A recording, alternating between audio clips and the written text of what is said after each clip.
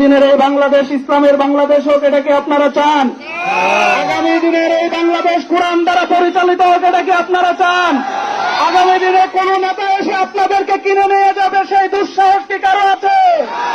আমাদের প্রত্যেক জায়গায় এখন ঘরে জোয়ার উঠেছে।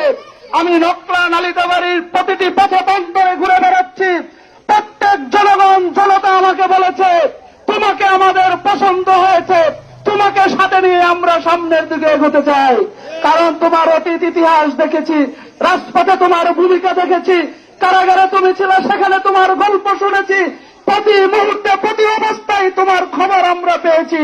তাই তোমাকে নিয়ে আমরা এগোতে চাই। নকলা নালিতাবাড়িতে জোয়ার উঠে গিয়েছে, আলহামদুলিল্লাহ।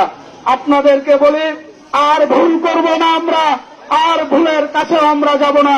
আমরা আমাদের জনগণের আমানত, আমরা আমাদের জনগণের প্রত্যেকটি আমানতকে আমরা নিয়ামত হিসেবে পরিণত করব ইনশাআল্লাহ।